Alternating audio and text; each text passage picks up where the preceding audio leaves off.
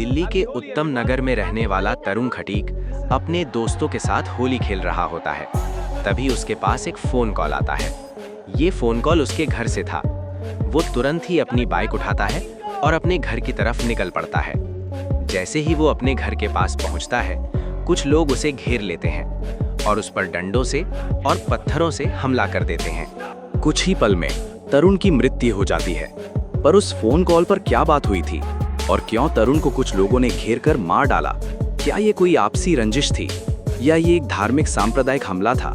दिल्ली का उत्तम नगर इलाका और वहां बसा हस्ताल गांव की घनी आबादी वाली जे कॉलोनी हमेशा की तरह अपनी तेज रफ्तार और रोजमर्रा की जिंदगी में पूरी तरह से व्यस्त थी। 4 मार्च 2026 का दिन था और पूरे भारतवर्ष की तरह इस कॉलोनी में भी रंगों के त्योहार होली की जबरदस्त धूम मची हुई थी। हवा में चारों तरफ लाल, हरे और पीले रंग उड़ रहे थे और गलियों में हंसी ठिठोली की आवाजें गूंज रही थी। छोटे बच्चे अपनी छतों से पानी के गुब्बारे फेंककर त्योहार का भरपूर मजा ले रहे थे और चारों तरफ एक बेहद ही पॉजिटिव एनर्जी फैली हुई थी। इसी घनी आबादी वाले इलाके के ब्लॉक ए में तरुण भुटोलिया का सीधा साधा हिंदू परिवार रहता था। 26 साल का तरुण एक बहुत ही होनहार और समझदार लड़का था, जो भविष्य के बड़े बड़े सपने बुनते हुए डिजिटल मार्केटिंग का कोर्स कर रहा था। उसके पिता मेमराज और उसकी मां सुनीता को अपने इस होनहार बेटे से बहुत ज्यादा उम्मीदें थीं, क्योंकि वो जल्द ही अपनी पढ़ाई पूरी करके अपने पैरों पर खड़ा होने वाला था और घर की सारी फाइनेंशियल रिस्पॉन्सिबिलिटी उठाने वाला था। तरुण अपनी फैमिली का इकलौता ऐसा चिराग था जो उनकी गरीबी और संघर्ष के अंधेरे को दूर करने का सपना देखता था। तरुण के घर के ठीक पड़ोस में ही मुस्लिम समुदाय का एक और परिवार रहता था। इन दोनों हिंदू और मुस्लिम परिवारों के बीच वैसे तो पिछले 50 सालों से पड़ोस का एक पुराना रिश्ता चला आ रहा था, लेकिन पिछले कुछ सालों में छोटी छोटी बातों पर होने वाले झगड़े अब धीरे धीरे बड़ी दुश्मनी में बदलने लगे थे। और इस दुश्मनी की जड़ में था पड़ोस के उसी मुस्लिम परिवार का बेटा शाहनवाज। शाहनवाज एक गुस्सैल और दबंग किस्म का लड़का था, जो अक्सर छोटी छोटी बातों पर झगड़ा करने के लिए बदनाम था और कई बार उसका झगड़ा तरुण के साथ भी हो चुका था। हालांकि तरुण एक शांत स्वभाव का लड़का था जो झगड़ों से दूर रहना चाहता था, लेकिन हालात कुछ ऐसे बनते चले गए कि दोनों परिवारों के बीच नफरत की दीवार खड़ी हो गई और किसी को भी अंदाजा नहीं था कि ये छोटी सी दुश्मनी एक दिन इतनी बड़ी त्रासदी में बदल जाएगी। होली का दिन था जब हर तरफ खुशी और रंग बिखरे हुए थे, लेकिन इसी खुशी के माहौल में नफरत की एक चिंगारी धीरे धीरे भड़क रही थी, जो कुछ ही घंटों में एक भयानक आग का रूप लेने वाली थी। सुबह के करीब 10 बज रहे थे और तरुण की 11 साल की मासूम चचेरी बहन अपनी छत पर खुशी खुशी होली खेल रही थी। वो बच्ची अपनी मस्ती में चूर थी और उसने खेल खेल में अपने पिता टेकचंद की तरफ एक पानी का गुब्बारा फेंका, लेकिन किस्मत को शायद कुछ और ही मंजूर था। वो गुब्बारा निशाना चूक कर गलती से नीचे सड़क पर जा गिरा और जोरदार आवाज के साथ फट गया। और उसी समय वहां से सैरा नाम की एक 40 साल की मुस्लिम महिला गुजर रही थी, जिसे कि सलमा, 21 साल का सुहेल, 20 साल का समीर चौहान, 22 साल का फिरोज और 50 साल का इस्माइल जैसे कई लोग शामिल थे। वहां पूरी तैयारी के साथ पहुंच गए। इन सभी लोगों के चेहरे पर एक अजीब सा गुस्सा था और इन्होंने अपने हाथों में लोहे की भारी rod, cricket bat, hockey stick और बड़े बड़े पत्थर ले रखे थे। हथियारों से लैस इतनी बड़ी और हिंसक भीड़ को अपने घर के बाहर देखकर तरुण की फैमिली बुरी तरह से घबरा गई। कुछ ही देर पहले जिस गली में होली के मस्त गीतों की मधुर आवाज आ रही थी, वहां अब सिर्फ गंदी गालियों और जान से मारने की धमकियों का खौफनाक शोर गूंज रहा था। किस्मत की सबसे बड़ी विडंबना देखिए कि तरुण उस समय अपने घर पर मौजूद नहीं था। वो अपने फ्रेंड्स के साथ होली की पार्टी मनाने के लिए बाहर किसी दूसरी जगह गया हुआ था। घर के बुजुर्गों और घबराई हुई महिलाओं ने उन हमलावरों को समझाने बुझाने की बहुत कोशिश की, लेकिन उनके सिर पर तो जैसे खून सवार था। बातचीत का कोई असर नहीं हुआ और उन लोगों ने अचानक तरुण के घर वालों पर एक साथ हमला कर दिया।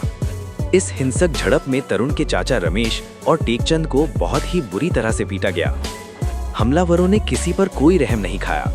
रमेश के सिर पर गहरी चोटें आईं, जिसकी वजह से उन्हें हॉस्पिटल में कई टांके लगे और लाठियों के प्रहार से उनके हाथ की हड्डियां टूट गईं। भीड़ इतनी क्रूर हो चुकी थी कि उन्होंने महिलाओं के साथ भी बेरहमी से मारपीट की और भद्दे जाति सूचक शब्दों का इस्तेमाल करते हुए उन्हें अपमानित किया। हमलावरों ने इसके बाद बहुत ही चालाकी और पूरी प्लानिंग के साथ तरुण के घर का मुख्य दरवाजा बाहर से बंद कर दिया, ताकि कोई भी पड़ोसी चाहकर भी उनकी मदद के लिए बाहर ना आ सके। ये सब देखकर साफ लग रहा था कि ये कोई अचानक हुआ झगड़ा नहीं था, बल्कि 50 साल की पुरानी दुश्मनी और नफरत का बदला एक पानी के गुब्बारे का झूठा बहाना लेकर निकाला जा रहा था। घर के अंदर बुरी तरह से फंसे परिवार के लोग चीख चीख कर मदद के लिए गुहार लगा रहे थे, लेकिन बाहर खड़ी हथियारबंद भीड़ किसी की भी सुनने को बिल्कुल तैयार नहीं थी। उन लोगों ने पूरी गली में ऐसा खौफ और दहशत का माहौल बना दिया था कि जो भी व्यक्ति बीच बचाव करने की थोड़ी सी भी हिम्मत दिखाता, उसे धमकाकर और डराकर वापस भगा देते। मोहल्ले के बाकी लोग भी अपनी जान के डर से अपने घरों के दरवाजे बंद करके खिड़कियों से ये खौफनाक मंजर देखने को मजबूर थे। एक आम इंसान की बेबसी का ये सबसे भयानक रूप था, जहां कानून और इंसानियत दोनों उस भीड़ के सामने घुटने टेक चुके थे। हर गुजरता पल तरुण के परिवार के लिए मौत के करीब जाने जैसा महसूस हो रहा था। इस भयंकर चीख पुकार और दहशत के बीच घर वालों ने किसी तरह छुपकर घबराहट में तरुण को फोन किया और रोते हुए उसे बताया कि उन पर पड़ोसियों ने बहुत ही खतरनाक और जानलेवा हमला कर दिया है। अपनी फैमिली को इतने बड़े खतरे में सुनकर तरुण के तो जैसे पैरों तले जमीन ही खिसक गई। वो उस समय अपने दोस्तों के साथ खुशी खुशी त्योहार मना रहा था, लेकिन अपनी माँ सुनीता की रोती हुई आवाज सुनकर वो अपनी बाइक स्टार्ट करके तुरंत पूरी रफ्तार से अपने घर की तरफ निकल पड़ा। उसके दिल में बस एक ही बात चल रही थी कि वो जल्दी से वहां जाकर किसी तरह मामले को शांत कर लेगा और अपने बूढ़े माता पिता को बचा लेगा। एक बेटे का अपनी फैमिली के प्रति जो फर्ज होता है, तरुण बस उसी फर्ज को निभाने के लिए मौत के मुंह में जा रहा था। लेकिन उस बेकसूर नौजवान को क्या पता था कि गली के नुक्कड़ पर मौत एक भयानक जाल बिछाए उसका ही बेसब्री से इंतजार कर रही थी। जैसे ही तरुण करीब 1 घंटे बाद अपनी बाइक से हस्तसाल की उस संकरी गली के पास पहुंचा, 10 से 15 लोगों की उस खून की प्यासी भीड़ ने उसे बीच रास्ते में ही चारों तरफ से घेर लिया। तरुण अभी बाइक से उतरकर कुछ समझ पाता या किसी से बात कर पाता, उससे पहले ही उस पर लोहे की रॉड और भारी क्रिकेट बैट से ताबड़तोड़ जानलेवा वार शुरू हो गए।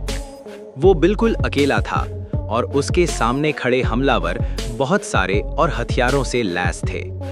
उन्होंने तरुण को बिना कोई मौका दिए बहुत ही बेरहमी से पीटना शुरू कर दिया और जब वो खून से लथपथ होकर जमीन पर गिर गया तो उस पर बड़े पत्थरों और सीमेंट की भारी ईंटों से भयानक हमला किया गया।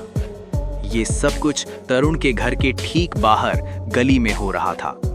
तरुण के पिता मेमराज और उसकी मां सुनीता अपनी आंखों के सामने अपने जवान बेटे को तड़पते और खून में सने हुए देख रहे थे, लेकिन वो चाहकर भी कुछ नहीं कर पा रहे थे, क्योंकि हमलावरों ने उन्हें घर के अंदर कैद करके डरा कर रखा हुआ था। ये दर्दनाक नजारा ऐसा था कि कोई भी पत्थर दिल इंसान खून के आंसू रो पड़े। तरुण असहनीय दर्द से सड़क पर चीख रहा था, लेकिन उस नफरत भरी भीड़ में किसी को भी उस मासूम पर रत्ती भर भी तरस नहीं आया। उन्होंने तरुण को तब तक बिना रुके पीटा जब तक कि वो पूरी तरह से अधमरा नहीं हो गया और उसकी आवाज आनी हमेशा के लिए बंद नहीं हो गई। जो प्यारा बेटा कुछ घंटे पहले ही हंसते खेलते त्योहार मनाने घर से निकला था, वो अब खून से लथपथ एक बेजान शरीर की तरह धूल भरी सड़क पर पड़ा था। इस पूरी घटना ने इंसानियत की सारी हदें पार कर दी थीं।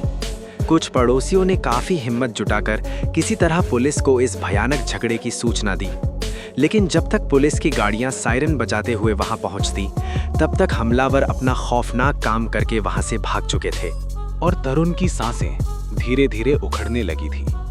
यह सिर्फ एक जिस्म पर हमला नहीं था, बल्कि एक पूरे परिवार के सपनों और उनकी उम्मीदों का बेरहम कत्ल था, जिसे बहुत ही सोची समझी साजिश के तहत अंजाम दिया गया था। हमलावर जैसे ही अपना काला कारनामा करके वहां से भागने में कामयाब हुए, तरुण के बदहवास घर वालों ने रोते बिलखते हुए किसी तरह दरवाज़ा खोला और दौड़कर उसके खून से सने शरीर के पास पहुंचे। उन्होंने बिना एक पल की भी देरी किए उसे उठाया और तुरंत जनकपुरी के पास स्थित एक बड़े हॉस्पिटल में लेकर भागे। तरुण की हालत शब्दों में बयां नहीं की जा सकती थी। वो बहुत ही ज़्यादा नाजुक स्थिति में था।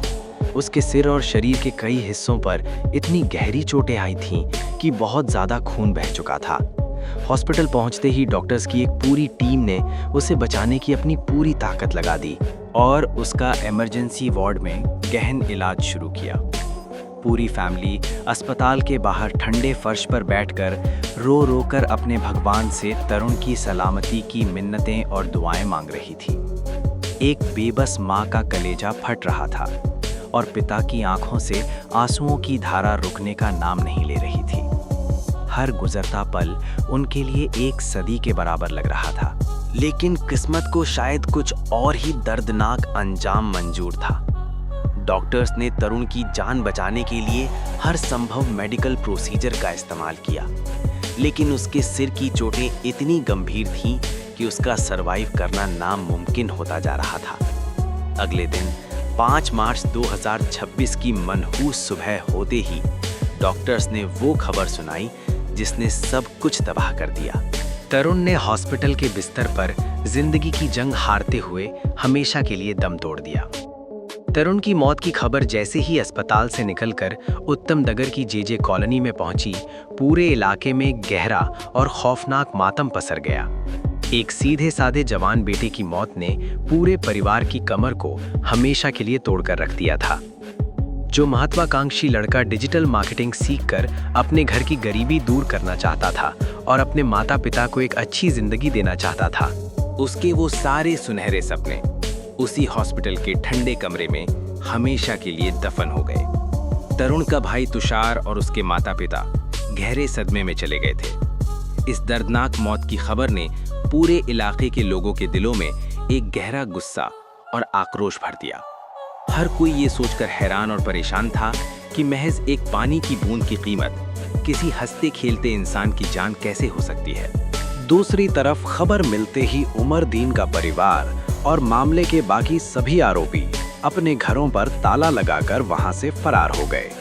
अब बारी थी देश के कानून की और दिल्ली पुलिस को इस संवेदनशील मामले में बहुत ही सख्त और कड़े कदम उठाने थे।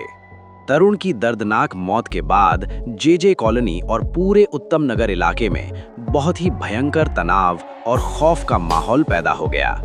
ये मामला पूरी तरह से दो अलग-अलग समुदायों के बीच का था, इसलिए लोगों का गुस्सा ज्वालामुखी की तरह फूट पड़ा। न्याय की मांग को लेकर हिंदू संगठनों जैसे विश्व हिंदू परिषद और बजरंग दल ने सड़क पर उतरकर भारी विरोध प्रदर्शन शुरू कर दिया। उन गुस्साए लोगों ने हर हर महादेव के जोरदार नारे लगाए और उत्तम नगर ईस्ट मेट्रो स्टेशन के पास मेन रोड को पूरी तरह से जाम कर दिया और अपना विरोध जताते हुए कुछ गाड़ियों में आग भी लगा दी, जिससे हालात और भी ज्यादा बिगड़ गए। हालात को पूरी तरह से बेकाबू होते देख दिल्ली पुलिस ने तुरंत सख्त एक्शन लिया। इलाके में कानून व्यवस्था बनाए रखने के लिए भारी पुलिस फोर्स और रैपिड एक्शन फोर्स यानी RAF की तैनाती कर दी गई। द्वारका जिले के डीसीपी कुशलपाल सिंह ने खुद इस इन्वेस्टिगेशन की कमान अपने हाथों में ली और इलाके में डबल लेयर और ट्रिपल लेयर की बैरिकेडिंग करवा दी, ताकि कोई बाहरी असामाजिक तत्व इलाके में घुसकर दंगा ना भड़का सके। पुलिस ने बहुत ही मुस्तैदी दिखाते हुए जगह जगह छापेमारी की और छुपकर बैठे आरोपियों को पकड़ना शुरू किया। शुरुआत में 4 लोगों को गिरफ्तार किया गया था, लेकिन जैसे जैसे इन्वेस्टिगेशन आगे बढ़ी और कड़ियां जुड़ने लगी, कई और चेहरे बेनकाब होने लगे। पुलिस ने लगातार छापेमारी करते हुए कुल 14 वयस्कों को इस खौफनाक मामले में गिरफ्तार किया और 2 नाबालिगों को भी पकड़ा जो इस हत्या में शामिल थे।